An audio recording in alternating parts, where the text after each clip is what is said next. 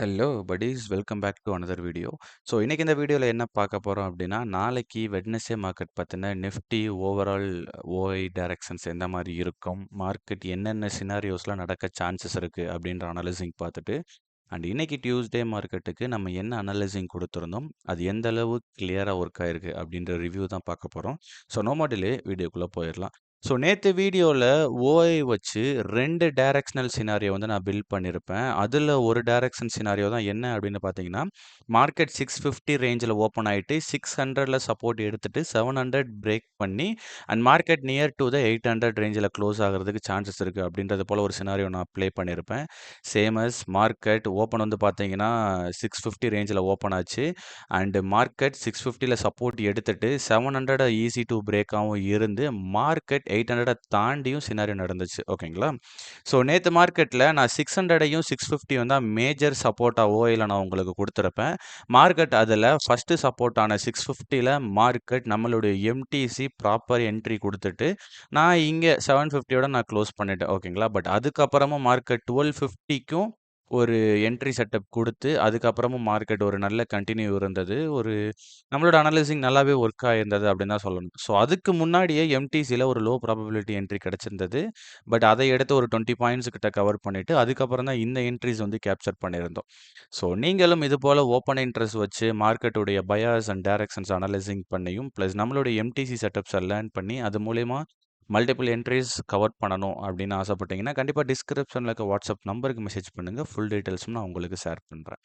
So next நாளைக்கு மார்க்கெட்டுக்கு என்ன சினாரியோ, என்ன அனலைசிங் வச்சுருக்கேன் அப்படின்றத ஸ்பாட் சார்ட்டை வச்சு நான் உங்களுக்கு எக்ஸ்பிளைன் பண்ணுறேன். ஃபியூச்சர் சார்ட்டில் நிறையா மார்க்கிங்ஸ் இருக்கும். அது டிஸ்டர்ப் பண்ண வேணாம் அப்படின்றதுனால. ஓகேங்களா?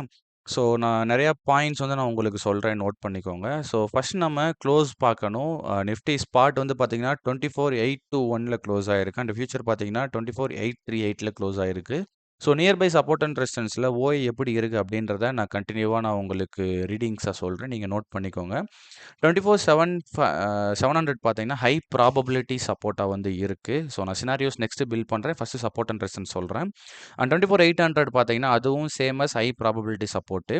அண்ட் 24,900 பார்த்தீங்கன்னா ஹை ப்ராபபிலிட்டி ரெசிஸ்டன்ஸ். ஓகேங்களா? So 24,750 easy break support and 24,850 easy break resistance. And இந்த கேப்பில் வந்து பார்த்தீங்கன்னா 25,000ன்றது ஹை ப்ராபபிலிட்டி அண்ட் ஹை மெஜாரிட்டியான ஒரு ரெசிஸ்டன்ஸ் 25,000. அது பிரேக் பண்ணுறதுக்கு சான்சஸ் இல்லை. ஏன் அப்படின்னா 25,000க்கு இன்னும் நியர் பார்த்தீங்கன்னா நமக்கு 130 பாயிண்ட்ஸ் அந்த அந்த நியர் தான் இருக்குது. மார்க்கெட் 25,000 பிரேக் பண்ணுறதுக்கு சான்சஸ் கிடையாது. இதுக்குள்ளே தான் ட்ராவல் ஆக போகுது அப்படின்றது நம்மளுடைய first scenario and first point. அதை நோட் பண்ணிக்கோங்க. ஸோ இதில் எங்கெங்கெல்லாம் சப்போர்ட் எடுக்கலாம் அப்படின்னு பார்த்தீங்கன்னா மேஜராக 24,700ல் வந்து மார்க்கெட் சப்போர்ட் எடுத்துட்டு 800 பிரேக் பண்ணலாம். ஏன்னா 750 ஈஸி டு பிரேக் அப்படின்றதுனால 750 ஈஸியாக பிரேக் ஆயிரும். ஸோ இவ்வளோ தூரம் மார்க்கெட் ட்ராவல் பண்ணலே நல்ல ஒரு ஸ்ட்ரென்த் கிடைக்குது அப்படின்னா 800ல் ரீட்ரேஸ் எடுத்துட்டு மார்க்கெட் இந்த சினாரியோவில் முடிகிறதுக்கு சான்சஸ் இருக்குது. ஆர்எல்ஸ் என்ன பண்ணுறதுக்கு சான்சஸ் இருக்குன்னா 800ல் மார்க்கெட் கன்சால்டேட் ஆகிற சுச்சுவேஷன்ஸில் டேட்டாஸும் உங்களுடைய என்ட்ரி பேட்டர்னும் கிடைக்குது அப்படின்னா மார்க்கெட் அங்கேருந்து பியரிஸில் வந்து இந்த 750ல் கன்சால்டேட் ஆகிறதுக்கும் சான்சஸ் இருக்குது. ஏன்னா பெரிய அளவில் மூவ் கொடுத்துருக்கு லாஸ்ட்டு 2 டேஸில். ஸோ அதனால கம்மிங் வெட்னஸ்டேவும் தேர்ஸ்டேவும் பெரிய மூவ் இருக்கும் அப்படின்றத போல் நம்ம எக்ஸ்பெக்ட் பண்ண முடியாது. அதனால தான் இந்த கன்சால்டேட்டிவ் பாயிண்ட் எங்கெங்கெல்லாம் நடக்க சான்சஸ் இருக்குது அப்படின்றத நான் சொல்லிட்டு இருக்கேன். ஸோ இது first scenario. Or else market gap up ஆகுது அப்படின்னா 24,900ல் இருந்து மார்க்கெட் ரெசிஸ்ட் எடுத்துட்டு மார்க்கெட் 850 ஈஸி டு பிரேக் சப்போர்ட்டாக மாறிடும் அந்த டைமில். ஸோ ஈஸி டு பிரேக் இருக்கிறதுனால ஏன்னா இப்போதைக்கு அது ரொம்ப ஈஸி டு பிரேக் ரெசிஸ்டன்ஸாக இருக்குது. மார்க்கெட் கேப் அப் ஆகுதுன்னா ஸோ பேலன்ஸ்டு சப்போர்ட்டாக தான் மாறும். ஸோ அதனால் ஈஸி டு பிரேக் தான் அந்த பாயிண்ட்லையும். ஸோ ஈஸி டு பிரேக் ஆகி 800க்கு மார்க்கெட் வந்து கன்சால்டேட் ஆகிறதுக்கு சான்சஸ் இருக்குது. டேட்டா ஸ்ட்ராங்காக இருந்தால் 800 பிரேக் பண்ணப்படலாம். ஸோ இது 2 என்ட்ரி. சைடுவேஸ் ஓப்பன் ஆகுது அப்படின்னா மார்க்கெட் இந்த 850 ரேஞ்ச் இருக்கு இல்லையா, இந்த 850 ரேஞ்சில் இருந்து மார்க்கெட் கண்டிப்பாக கொஞ்சம் தள்ளி போகணும். 850லேருந்து மார்க்கெட் மேலே போய் 900லேருந்து கீழே வரணும். ஆர்எல்ஸ் 850லேருந்து கீழே போய் 800ல் இருந்து மார்க்கெட் மேலே போக ட்ரை பண்ணணும். ஆர்எல்ஸ் 800 பிரேக் பண்ணிவிட்டு கண்டினியூவாக ட்ரை பண்ணணும். ஸோ 850ல் மார்க்கெட் இருக்கிற வரைக்கும் உங்களுக்கு கன்சால்டேட்டில் தான் மார்க்கெட் இருக்கிறதுக்கு சான்சஸ் இருக்குது. மோஸ்ட்லி அப்படி இருக்காது கண்டிப்பாக. ஓகேங்களா? நாளைக்கு மார்க்கெட்டில் ஸோ மார்னிங் ஏசியன் மார்க்கெட்டும் வேர்ல்டு மார்க்கெட்டுடைய ஒரு ஒரு சின்ன ஒரு சப்போர்ட்ல வந்து பார்த்தீங்கன்னா, மார்க்கெட் கேப் அப்போ, கேப் டவுனா நடக்கும். அந்த கேப் அப், கேப் டவுன்ல இன்கேஸ் 900க்கு மேல ஓப்பன் ஆகுது அப்படின்னா, 900க்கு மேல ஓப்பன் ஆகுது அப்படின்னா, டில் 9:30 வரை வெயிட் பண்ணுங்க. No more entry 9:30. ஸோ 9:30ல மார்க்கெட் வந்து ஒரு வாலட்டிலிட்டி குடுத்து, சின்ன சப்போர்ட் அண்ட் ரெசிஸ்டன்ஸ்ல மார்க்கெட் ஸ்டாப் ஆயி நிக்கும். அங்க இருந்து நீங்க பிளான் பண்ணுங்க. ஓகேங்களா? ஸோ மார்க்கெட் 9:50 மேக்ஸிமம் 9:50 9:50ய தாண்டுது அப்படின்னா, நமக்கு அதுக்கு மேல போறதுக்கு சான்சஸ் கிடையாது. ஓகேங்களா? ஸோ அதனால மார்க்கெட் 900ல ஓப்பன் ஆகுது, 9:50ல ஓப்பன் ஆகுதுன்னா 8:30 வரை வெயிட் பண்ணுங்க. மார்க்கெட் 25,000க்கு போறதுக்கும் சான்சஸ் இருக்கு அந்த டைம்ல. ஸோ 25,000 போயிட்டு அங்கருந்து நமக்கு என்ட்ரீஸ் குடுக்கறதுக்கு பாசிபிலிட்டீஸ் இருக்கு. வெயிட் பண்ணீங்கன்னா ப்ராப்பரான என்ட்ரி எடுக்கலாம். ஆர் எல்ஸ் கேப் டவுன்ல 700க்கு கீழ ஓப்பன் ஆகுதுன்னா என்ன பண்ணலாம் அப்படின்னா, சேம் அஸ் 9:30 வரை வெயிட் பண்ணுங்க.